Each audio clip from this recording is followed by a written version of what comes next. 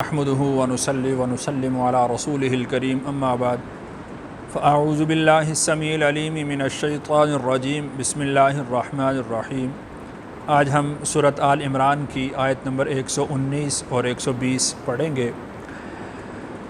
اس سے پہلے یہ سلسلہ چل رہا ہے کہ جو اہل کتاب ہیں، یہود و نصارہ ہیں، وہ اہل ایمان کے دوست نہیں ہو سکتے، اور اللہ تعالیٰ نے اہل ایمان کو یہود و نصارہ سے محبت کرنے، ان کو اپنا رازدار بنانے، بھیدی بنانے، دوست بنانے سے منع کیا ہے۔ تو اللہ تعالیٰ نے ان کی مزید اندر کی جو بات ہے، ان کے دل کی جو بات ہے، اس کو یہاں پر مزید تفصیل کے ساتھ اور کھول کر بیان کیا ہے۔ ترجمہ دیکھتے ہیں۔ ہا انتم، تم سنو، اولائی تحبونہم، تم ان کے دوست ہو، ولا یحبونکم، اور وہ تمہارے دوست نہیں ہیں، وتؤمنون، اور تم ایمان رکھتے ہو،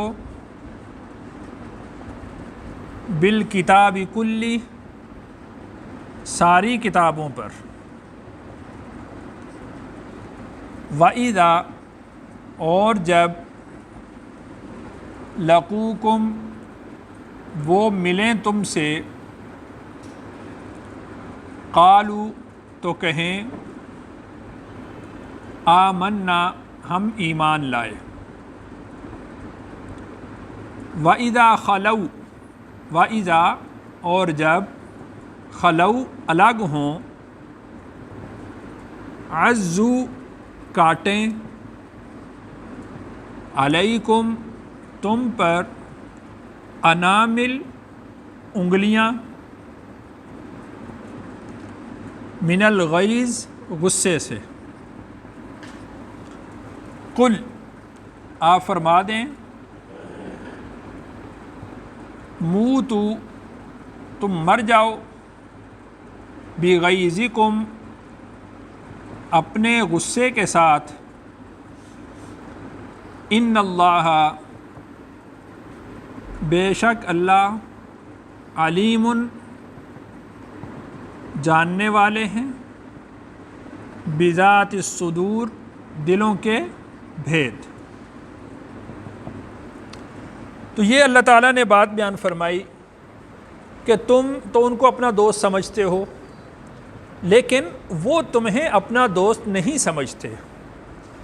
تم ان کو اپنے راز بتلاتے ہو کہ شاید یہ ہمارے خیر خواہ ہیں، ہمارے ساتھ بھلائی چاہتے ہیں، اور ہمارے ساتھ جس طرح ان کے پرانے رسم و رواج ہیں ان کا کچھ پاس رکھتے ہوں گے۔ ولا یحبونکم، وہ تمہارے دوست نہیں ہیں، ان کے دلوں کے اندر تمہارے لیے کوئی ہمدردی نہیں ہے، کوئی الفت اور محبت نہیں ہے۔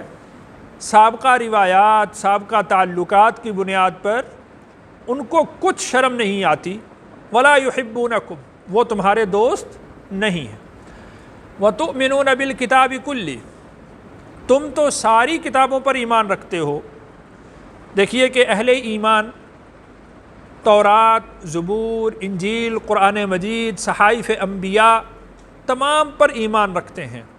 جن کتابوں کے نام بتلا دیے گئے ہیں ان پر بالتفصیل ایمان رکھتے ہیں، اور جن کے نام نہیں بتلائے گئے ان پر بالاجمال ایمان رکھتے ہیں۔ یعنی اہل ایمان یہ کہتے ہیں کہ اللہ تعالیٰ نے جتنی کتابیں نازل فرمائیں، جتنے صحیفے نازل فرمائے، ہم ان تمام پر ایمان رکھتے ہیں۔ وَتُؤْمِنُونَ بِالْكِتَابِ كُلِّهِ، تم ساری کتابوں پر ایمان رکھتے ہو۔ یہودی ہوں تو تم حضرت موسیٰ پر ایمان رکھتے ہو، تورات پر ایمان رکھتے ہو۔ عیسائی ہوں تو تم انجیل پر ایمان رکھتے ہو، حضرت عیسیٰ علیہ السلام پر ایمان رکھتے ہو۔ اس کے برعکس یہودی وہ رسول اکرم صلی اللہ علیہ وسلم کا بھی انکار کرتے ہیں، قرآن کا بھی انکار کرتے ہیں۔ مسیحی وہ بھی رسول اللہ صلی اللہ علیہ وسلم کا انکار کرتے ہیں، قرآن کا بھی انکار کرتے ہیں۔ تو ہونا تو یہ چاہیے تھا کہ وہ تم سے محبت کرتے، کیونکہ تم ان کے نبی کو مانتے ہو، ان کی کتاب کو مانتے ہو، وہ تم سے محبت کرتے، اور وہ تمہارے نبی کو تمہاری کتاب کو نہیں مانتے، تم ان سے نفرت کرتے۔ لیکن یہاں پر معاملہ کیا ہے؟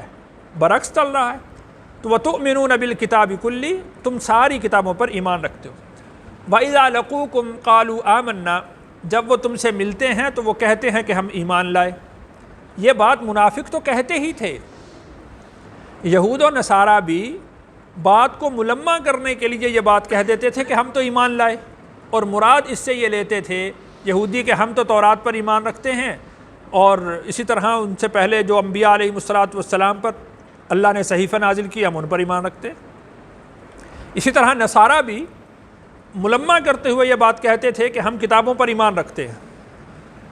وَإِذَا خَلَوْا، اور جب وہ الگ ہوتے ہیں تم سے اٹھ کر جاتے ہیں، عَزُّوا عَلَيْكُمُ الْأَنَامِلَ مِنَ الْغَيْظِ، یہ تشبیہ ہے کہ تمہاری نفرت میں تمہارے اوپر ان کو اتنا غصہ آتا ہے کہ وہ اپنی انگلیاں کاٹ کھاتے ہیں۔ تو اللہ تعالیٰ نے ارشاد فرمایا کہ قُلْ مُوتُوا بِغَيْظِكُمْ، تم اپنے غصے کے ساتھ مر جاؤ۔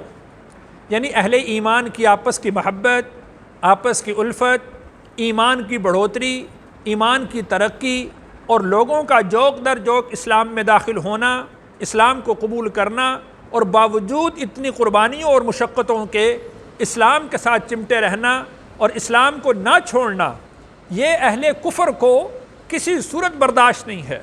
وہ اس پر غصہ ہوتے ہیں، ان کے دلوں کے اندر غضب کی آگ بھڑکتی ہے۔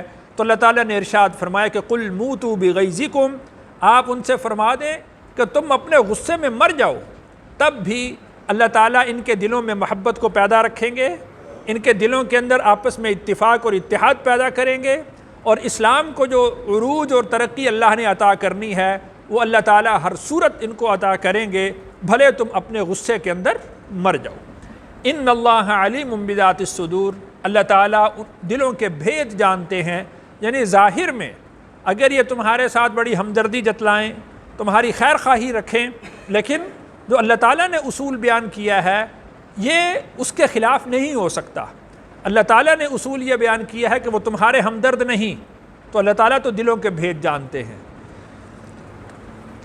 ان تمسسکم، ان اگر تمسسکم پہنچے تمہیں، حسنتن بھلائی، تسؤہم بری لگے ان کو، وَإِن اور اگر تصبکم پہنچے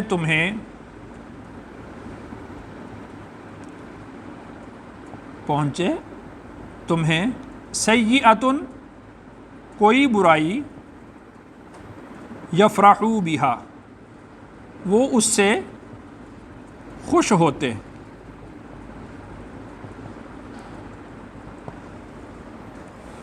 اللہ تعالیٰ نے ارشاد فرمایا کہ اللہ تعالیٰ ان کے دلوں کے بھید جانتے ہیں۔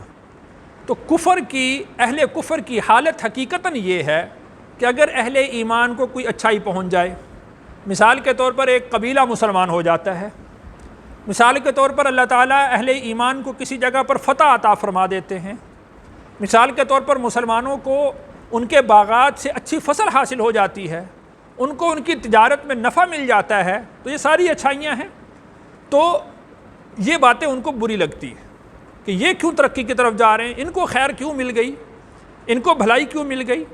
اور اگر بالفرض وَإِن تُصِبْكُمْ سَيِّئَةٌ، اگر تمہیں کوئی مصیبت پہنچ جائے، کوئی بڑا آدمی شہید ہو جاتا ہے، فوت ہو جاتا ہے، جیسے بڑے کبار صحابہ تھے، ان میں سے اگر کسی کی وفات ہو جائے تو یہ اس سے خوش ہوتے ہیں کہ لو بھئی ان کا ایک بڑا وہ چلا گیا۔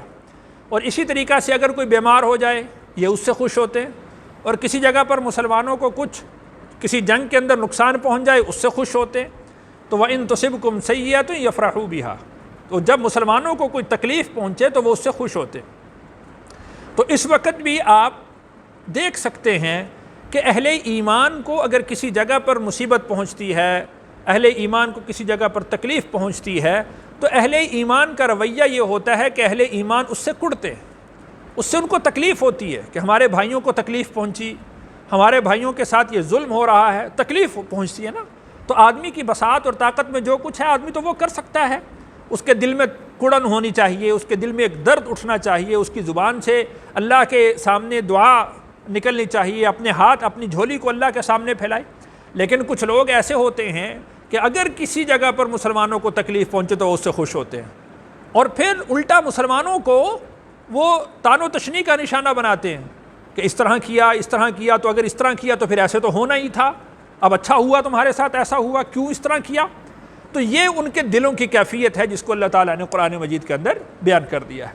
تو جیسا کہ رسول اکرم صلی اللہ علیہ وسلم نے ارشاد فرمایا ہے کہ سارے کے سارے مسلمان وہ ایک جسم کی مانند ہیں، کسی ایک جگہ پر مسلمانوں کو تکلیف پہنچے تو جس طرح پورے بدن کو کسی ایک جگہ پر تکلیف ہو تو پورا بدن تکلیف محسوس کرتا ہے، تو اسی طرح اگر مسلمانوں کو پوری دنیا کے اندر کسی خطے میں تکلیف پہنچے تو سارے مسلمانوں کو ان کی اس درد میں، اس تکلیف میں شریک ہونا چاہیے۔ یہی ایمان کا تقاضا ہے۔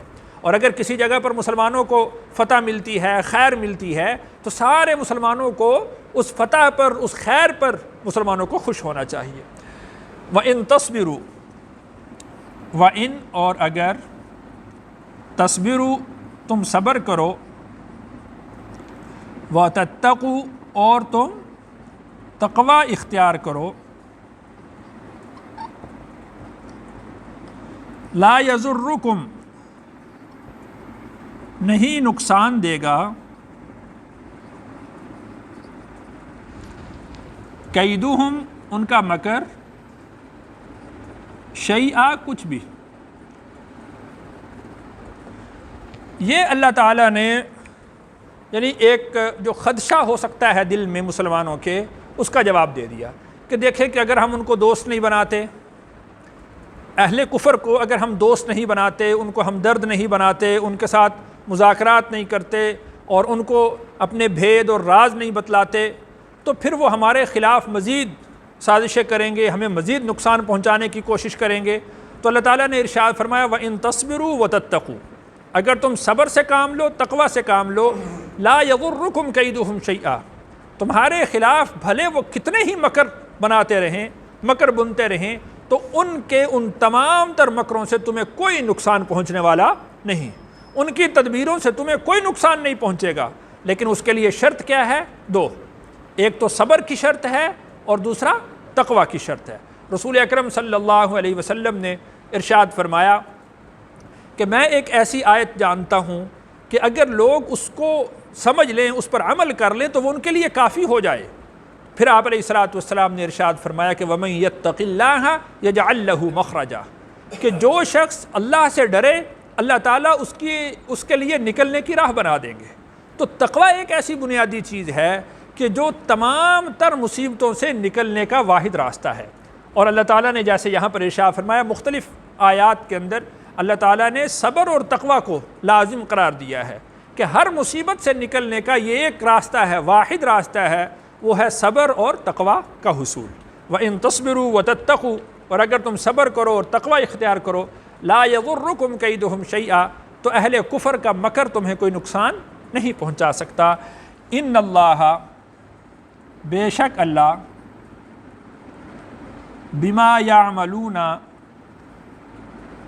جو کام وہ کرتے ہیں،